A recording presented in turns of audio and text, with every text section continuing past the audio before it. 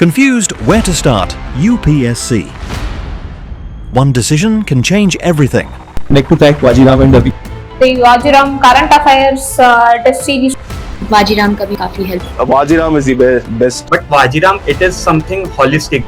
It helped me in boosting my confidence. Structured learning expert. Mentorship in latest results, top 10 out of 10 from Vajiram. Legacy of AIR 1. Trust. One name. Vajiram and Ravi. नमस्कार, मेरा नाम सुयश द्विवेदी है. मैंने UPSC civil services 2025 में all India rank 94 हासिल करी है. आज मैं आप सबके साथ अपनी जर्नी साझा करना जा रहा हूँ. 2018 में मैंने Shri Ram Swaroop college of engineering and management से मैकेनिकल इंजीनियरिंग की पढ़ाई पूरी करी और उसके बाद मैंने अपनी प्रिपरेशन स्टार्ट करी. मेरा फर्स्ट अटेम्प्ट 2019 में रहा. 2020 यूपीएससी सीएपीएफ के दौरान मेरा सिलेक्शन सीआईएसएफ में हो गया था और 2023 में मैं सीआईएसएफ में एज एन असिस्टेंट कमांडेंट सर्व कर रहा हूँ. प्रेजेंटली मैं असम के तिनसुकिया डिस्ट्रिक्ट के डिगबोई ऑयल टाउन में पोस्टेड हूँ, जहाँ पर एशिया की ओल्डेस्ट ऑयल रिफाइनरी IOCL की सुरक्षा की जिम्मेदारी मेरे कंधों पर है. मैंने अपना ये 5th अटेम्प्ट इस जॉब के साथ इस जॉब में रहते हुए ही दिया. जॉब में रहते हुए ये अटेम्प्ट मेरे लिए काफ़ी खास और स्पेशल रहा, क्योंकि इस अटेम्प्ट के दौरान मुझे कई सारी चुनौतियों का सामना करना पड़ा, जो कि मैं मानता हूँ हमारे बहुत सारे साथी ऐसे होंगे जो किसी न किसी जॉब में रहते हुए सिविल सर्विस की तैयारी करना चाहते हैं. उन सबके साथ मैं अपने पर्सनल अनुभवों को साझा करना चाहूँगा, ताकि उनको भी वो ट्रिक्स और टेक्निक्स के बारे में पता चले जो मेरे लिए सक्सेसफुल साबित हुई, और वो अपनी खुद की पर्सनल स्ट्रैटेजीज़ मेरे अनुभवों के आधार पर अपने हिसाब से क्यूरेट करके बना सकें. तो सबसे पहले तो मैं आपसे ये बताना चाहूँगा कि सीआईएसएफ की जो जॉब होती है, it is a field job as well as an administrative job. ये 24/7 की जॉब है. इसमें कोई ऑफिस टाइमिंग्स नहीं है. आपको कभी भी फील्ड पे बुलावा आ सकता है. आप कभी भी ऑन ग्राउंड आपको आना पड़ सकता है. किसी भी तरह की आपदा, किसी भी तरह का डिज़ास्टर, किसी भी तरह की कंटिजेंसी आपको कभी भी मिल सकती है. तो सीआईएसएफ में रहते हुए मैं पर्टिकुलरली कोई भी लॉन्ग टर्म प्लानिंग नहीं कर सकता था, जैसा कि एज अ स्टूडेंट लाइफ में लोग कर सकते हैं कि आपने महीनों के अपने प्लान्स बना लिए, अपने फोर्टनाइट के प्लान्स बना लिए. बीइंग इन डिमांडिंग जॉब मेरे पास ये प्रिविलेज नहीं था. तो मैं अपने जो भी प्लान्स थे उनको वीकली शेड्यूल करता था. हालांकि ये मेरा पहला अटेम्प्ट नहीं था, ये मेरा 5वां अटेम्प्ट था. मैंने अपने पिछले 4 अटेम्प्ट बीते 6 सालों में दे रखे थे, जिनके आधार पर मेरे पास नोट्स का एक रेडी सोर्स तैयार था. मैं उस सोर्सेज को रेफ़र करता था और अपने टाइम को मैनेज करता था. अब हम आते हैं टाइम मैनेज कैसे करा जाए उसके ऊपर. मेरा ऑफिस टाइम्स सुबह 9:30 से दोपहर के 1:30 बजे रहता था और शाम के वक्त 3:30 से 7 बजे तक की ऑफिस टाइमिंग्स होती थी. ये एक रेगुलर टाइम है. ऐसा नहीं है कि आपको इसके अलावा कभी जाना नहीं पड़ सकता है. तो ये एक रेगुलर अज्यूम टाइम है. एडिशनली सुबह 6:30 से 7:30 बजे तक मॉर्निंग फॉल इन होता था, जिसमें मुझे अपने जवानों के साथ योगा PT का अभ्यास करना जाता था, और रात में हफ्ते में 2 बार नाइट चेकिंग भी होती थी. तो ये एक सेट प्रोसीजर था. इसके अलावा अगर कोई कंटिजेंसी आ गई तो मुझे ऑन ग्राउंड उस समय भी फील्ड पे मौजूद होना रहता था. तो इस शेड्यूल के साथ मैंने ये एनालिसिस किया कि मेरे पास सुबह 2 घंटे खाली रहते हैं. तो मैंने अपने पूरे रूटीन को 3 भागों में बांटा: morning routine, lunch break routine and evening routine. चूंकि मेरे पास समय का बहुत अभाव था, बहुत बड़ा टाइम क्रंच था, मैं हर चीज़ परफेक्टली मैनेज नहीं कर सकता था. तो मेरे वो भाई, मेरे वो बहन, मेरे वो साथी जो इस एग्ज़ाम को किसी भी जॉब के साथ देना चाहते हैं, उन्हें इस चीज़ को एक्सेप्ट करना होगा, इस चीज़ को समझना होगा कि आप हर वो चीज़ नहीं कर सकते जो एक स्टूडेंट अपनी लाइफ में कर रहा है. You will have to compromise on lot of things. आपको अपनी प्रायोरिटीज स्ट्रेट रखनी है. मैंने भी वही किया. मैंने अपनी प्रायोरिटीज को सबसे पहले आत्ममंथन के थ्रू लिस्ट आउट किया. उन प्रायोरिटीज पे टाइम को अलॉट किया और उन्हीं प्रायोरिटीज से स्ट्रिक्ट किया। मैंने अपने सेकेंड और थर्ड अटेम्प्ट में एक बात समझी थी कि perfection is the villain of the exam. मैंने उस एसेंस को अपने इस अटेम्प्ट में भी जारी रखा और पूरी कोशिश करी कि मैं किसी भी तरह की परफेक्शन के पीछे ना भागूं। तो जैसा कि मैं आपसे बता रहा था, मैंने अपने इस पूरे दिन को 3 रूटीन में बांटा। मॉर्निंग का रूटीन मैं 2 घंटे चुरा पाता था, पीटी से आने के बाद 7:30 से लेकर के 9:30 तक का रूटीन। उसके बाद मैं लंच पे आता था दोपहर के 1:30 बजे और मुझे 3:30 बजे दोबारा ऑफिस रिपोर्ट करना होता था। मेरे पास 2 घंटे होते थे जिसमें मैं लंच और रेस्ट करता था। मैंने उसको 15 मिनट में कंस्ट्रेन किया। वहां से मुझे लगभग 1.5 घंटा मिल जाते थे और मैं 7, 7:30 के आसपास अपने ऑफिस से आता था और 9:30 तक 9:30 तक डिनर करके I used to retire for bed. तो मेरे पास ऑलमोस्ट 1.5-2 घंटे वहां पे भी रहते थे। मैंने इन 6 घंटों को इस हिसाब से डिस्ट्रीब्यूट किया कि मॉर्निंग में जो 2 घंटे का टाइम होता था, that was my revision time, क्योंकि मैं सुबह उठा था, मैं वॉक कर सकता था, मैं एक जगह बैठने को वो नहीं था। मुझे एक्चुअली वॉक करते हुए रिवाइज करना ज़्यादा पसंद है। तो मैं मॉर्निंग में जो चीज़ें मैं रिवाइज करता था सेम सब्जेक्ट के, मैं PYQs को उठा करके लंच ब्रेक के टाइम पे उन PYQs के एटलीस्ट 5 to 10 आंसर्स को मैं रिप्रोड्यूस करने की कोशिश करता था, उनका एनालिसिस करता था। अपने मेंटर्स को, मेरी वाइफ जो कि मेरे साथ को प्रिपरेटर रही थी यूपीएससी की जर्नी में, उससे शेयर करता था और मेरे ऑफिस जाने के बाद वो उसको एनालाइज करती थी, उनमें देखती थी कि और क्या क्या चेंजेस कर सकते हैं। उसके बाद मैं वापस आता था।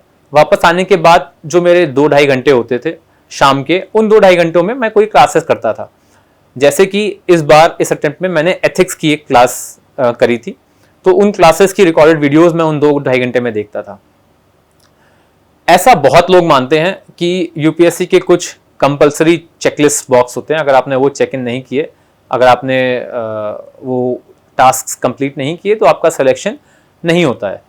उसमें से एक सबसे इंपॉर्टेंट होता है न्यूज़पेपर रीडिंग। तो I will confess amongst in front of the whole fraternity that mains के टाइम पे मेरे पास इतना समय नहीं था कि मैं न्यूज़पेपर की रीडिंग कर पाऊँ। तो मैंने न्यूज़पेपर को स्किप किया। हालांकि वो एक प्रायोरिटी होता है, पर मुझे ये रियलाइज हुआ कि मेंस जो है ये एक लॉन्ग जेस्टेशन इन्वेस्टमेंट है। आपके जो आंसर्स होते हैं they are not very reflective of the current developments. आप 1-1.5 महीने के डेवलपमेंट को भी अगर अपने आंसर में लिख सकते हैं तो वो आपको अच्छे नंबर्स फेच कर सकता है। उसके लिए मैंने जो भी मैंने प्रीलिम्स में थोड़े नोट्स बनाए थे मैगजीन से, या जो करंट अफेयर्स के एक करंट अफेयर मैगजीन्स के डिफरेंट कोचिंग्स के, जो मैंने एक सार यानी कि जो एक उसका जिस्ट मैंने बनाया था, मैं उसको ही रेफर करता था। अपार्ट फ्रॉम दैट मैं बहुत ही रेलिवेंट एग्जाम्पल्स की तरफ भागता था। मेरी वाइफ उसने चैट जीपीटी और जेमिनाई का यूज़ करके एथिक्स के लिए बहुत सारे एग्जाम्पल्स बना लिए थे, उनको मैं पेपर 2 में यूज़ करता था। और पेपर 2 के कुछ टॉपिक्स जैसे कि सिटीजनशिप, उनको मैं चैट जीपीटी या जेमिनाई पर डाल करके उनसे रेलिवेंट जो भी आर्टिकल्स हैं, केस लॉज हैं, कुछ करंट अफेयर्स या कोई ऐसी न्यूज़ जो हाल ही में न्यूज़पेपर में आई है या सोशल मीडिया अटेंशन में आई है, उसको मैं लिख लेता था। तो इस तरीके से करके मैंने अपने पास एक वैल्यू एडेड मटेरियल खुद का क्रिएट कर लिया था, जिसमें जो भी मुझे टॉपिक्स लग रहे थे कि रिसेंटली आए हुए हैं और पॉसिबिलिटी है जिनकी इस वाले एग्ज़ाम में आने की, 2025 के मेंस में आने की, उनके लिए मैं अपना एक प्रॉपर एनरिचमेंट का मटेरियल रेडी कर लेता था। अब सवाल ये आता है कि आपको पता कैसे लगेगा कि यही सवाल, ये टॉपिक्स आने वाले हैं। तो इसके लिए भी मेरा हमेशा से एक गो टू सोल्यूशन रहा था PYQs। मैंने लास्ट 5 ईयर्स के PYQs एनालाइज किए थे। जब भी आप PYQs पढ़ेंगे आपको एक अंदाज़ा लगेगा कि there has been a theme जो यूपीएससी कॉन्सिस्टेंटली जिसके अराउंड रिवॉल्व कर रहा है। तो आप एंटिसिपेट कर सकते हैं कि जो प्रीवियस ईयर्स की थीम्स हैं उनको ध्यान में रखते हुए इस साल कौन सी थीम्स इंपॉर्टेंट हैं, किस तरह के सवाल आप एक्सपेक्ट कर सकते हैं।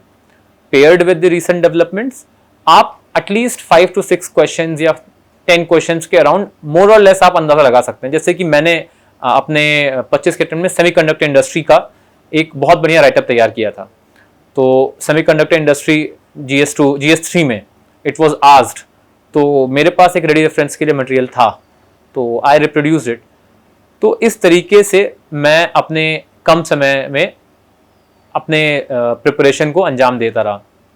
अब इसके बाद आई बात कि ये तो मेरा मटेरियल रेडी हो गया, अब how do I put it in paper. तो यहाँ पे मैंने एक टेस्ट सीरीज लगाई थी, दैट वाज फॉर प्रैक्टिस, क्योंकि मैंने 2024 का अटेम्प्ट नहीं दिया था, तो मुझे वापस से प्रैक्टिस में आने के लिए ये चीज़ इंश्योर करनी थी कि मैं टाइमली अपने आंसर्स को लिख पाऊँ। और जॉब में रहते हुए डेडिकेटेड टाइम देना, इट बिकम्स वेरी डिफिकल्ट। तो मैंने जो लंच आवर का रूटीन रखा था, उस लंच आवर में मैं आंसर्स ही लिखता था। तो इनिशियली मैंने स्टार्ट PYQ से किया था। PYQ से मैं आंसर्स को पहले शुरुआत में 13 मिनट में, फिर नेक्स्ट वीक में 10 मिनट में, उसके सक्सेडिंग वीक में 7 साढ़े 7 मिनट तक लाने की मैंने कोशिश करी। और इन जितनी भी टेस्ट सीरीज थी मेरे पास, मैंने एक टेस्ट सीरीज ली थी 8 टेस्ट की, उन टेस्ट सीरीज के माध्यम से मैं ये देखता था कि मैं जो आंसर्स लिख रहा हूँ क्या वो 3 घंटे में कंप्लीट हो पा रहे हैं, 3 घंटे में आंसर लिखने के बाद क्या ऐसी चीज़ें कुछ बच रही हैं जो उस पॉइंट ऑफ टाइम पे मुझे दिमाग में आ रही थी, पर due to my positive of time मैं उनको रिप्रोड्यूस नहीं कर पाया, और मैं उसमें क्या और चेंजेस कर सकता था। तो बेसिकली जो मॉक्स मैंने दिए, वो mocks were just to test कि जो भी मेरी स्ट्रैटेजी है whether it was working for me और नॉट। और हर मॉक में मुझे रियलाइज हुआ कि ये स्ट्रैटेजी मेरे लिए काम कर रही थी। सेकेंडली, मैंने इस चीज़ को बहुत ध्यान में रखा कि सिंस मेरे पास समय का बहुत अभाव है, मैं नॉइज़ को कट करूं। हमारे पास आज के दौर में, चाहे आप ORN से तैयारी कर रहे हो या आप किसी रिमोट एरिया से डिजिटल तैयारी कर रहे हो, आप फील करेंगे कि टेलीग्राम पे ORN की गलियों में दुनिया भर का मटेरियल भरा पड़ा है। There are n number of coachings, there are n number of toppers, and there are innumerable number of authors who are writing their specialized books. तो उस सेंस में आप देखें तो आपके पास it's not the problem of paucity, it's the problem of abundance कि इतना सारा मटेरियल है तो आप पढ़ें क्या। तो उस सेंस में मैंने इस चीज़ को ध्यान दिया था कि मैं नॉइस अपनी लाइफ से डीक्लटर कर दूं। तो मैंने सिर्फ PYQs को उठाया था to get the gist, to get the hang of themes, और अपने आंसर्स को बेहतर बनाने के लिए मैंने किसी मेंटर से सहायता नहीं ली, मैंने टॉपर्स के आंसर्स देखे। आपको आज भी फोरम, विजन, अलग अलग वेबसाइट्स पे टॉपर्स के आंसर्स मिल जाएंगे, टॉपर्स की कॉपीज मिल जाएंगी। मेरा पर्सनल सजेशन आपको यही रहेगा कि आप उनके आंसर्स को देखें, पहले सेम क्वेश्चन आप खुद से लिख करके देखें, और तब आप उसकी किसी भी एक टॉपर की कॉपीज को देखें। आप एनालाइज करें कि ऐसी क्या चीज़ है, ऐसी क्या USP है उस इंडिविजुअल की कॉपी में जो आप मिस आउट कर रहे हैं। जब आप 6-7 टॉपर्स को एनालाइज करेंगे, आपको रियलाइज होगा कि देयर आर सर्टेन थिंग्स जो हर टॉपर कर रहा है, जैसे कि आंसर को कंप्लीट करना, प्रॉपरली स्ट्रक्चर करना, मल्टी डायमेंशनल आंसर बनाना, अपने आंसर्स को कॉम्प्रिहेंसिव रखना and simple and lucid language में रखना। और फिर देयर आर टॉपर्स जो अपने अपने आंसर्स में एक यूनिकनेस का एंगल डालते हैं, जिससे कि उनका जो answer it stands apart from the crowd. वो uniqueness is the enrichment and value addition. तो मैंने अपने आंसर्स में वहां से चीजें उठाना शुरू किया, फ्लो चार्ट्स, केस लॉस, कौन कौन से एग्जाम्पल्स में डाल सकता हूँ, कोटेशंस को किस तरीके से यूटिलाइज करना है, डिफरेंट फिगर्स को कैसे देना है, उनके रेफरेंसेस, उनके एक्चुअल जो प्रेजेंटेशन है उसको किस तरीके से हाईलाइट करना है, ये सारी चीज़ें मैंने वहाँ से उठाई। अब इसके बाद सिंस जितने लोग जॉब में हैं उस चीज़ से रिलेट कर पाएंगे कि being in job is not just investment of time, it's also an investment of emotions. क्योंकि आप अपनी जॉब में सिर्फ फिजिकली नहीं जाते हैं, आप मेंटली भी अपनी जॉब में इन्वॉल्व होते हैं। उसके चलते आपका जो इमोशनल बैलेंस है कहीं ना कहीं वो थोड़ा गड़बड़ाने लगता है।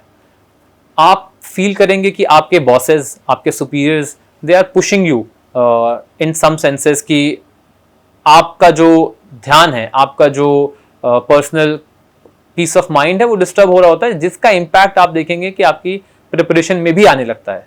तो इन दैट सेंस मैं अपने सारे लिसनर्स को ये चीज़ बताना चाहूँगा कि आप मेडिटेट करिए, आप प्रैक्टिस करिए अपनी पीस ऑफ माइंड को रखना। मैं भी हर सुबह उठ करके लगभग 15 से 20 मिनट मेडिटेट करता था before going to the central fallen, जैसा कि मैंने बताया 6:30 बजे के करीब। तो उसने मुझे काफ़ी हेल्प किया, क्योंकि मैं डिस्टिंक्ट कर पाया कि ये जॉब जो है इट्स अ प्रोफेशनल कमिटमेंट, और जो मेरी पर्सनल प्रिपरेशन है वो मेरी पर्सनल कमिटमेंट है। My job has nothing to do with my own goals, और मेरे गोल्स मेरे जॉब के भरोसे नहीं बैठे। तो आपको वो दोनों चीज़ें डिफरेंशिएट करनी होंगी। आपको अपने जॉब की जो टेंशन है वो अपने घर लेकर के नहीं आनी, और इस चीज़ को भी आपको बहुत ध्यान देना होगा कि जो आपकी प्रिपरेशन है वो कभी भी आपके जॉब के, आपके प्रोफेशनल कॉम्पिटेंस के आड़े ना आए, क्योंकि अगर ऐसा होता है तो फिर देयर विल बी फ्रिक्शन, और किसी भी तरह की फ्रिक्शन, चाहे वो आपकी पर्सनल रिलेशनशिप की हो, चाहे आपकी प्रोफेशनल रिलेशनशिप की हो, that friction will undoubtedly affect your preparation. So I was lucky in that respect that I had a good counselor, my wife, who kept me, who provided me एक good home जहाँ पे मेरी emotional stability बढ़िया बनी हुई थी. I had good seniors, I had good working environment, and at the same time I managed to balance the scale between the job and the preparation, जिससे कि दोनों ही चीज़ें मैं अच्छे से manage कर पाया. And I hope मैंने आप लोगों को अपने जो भी अनुभव बताए थे वो आपके फ्यूचर में किसी न किसी तरीके से काम आए। और अगर आपको कभी लगे कि आपको किसी भी तरह की मेरी किसी एडवाइस की या सजेशन की सहायता है, तो you can reach out to me on my Instagram ID, और आप मुझे मेल भी ड्रॉप कर सकते हैं, और उसका मेल का link I will drop in the comment box. Thank you.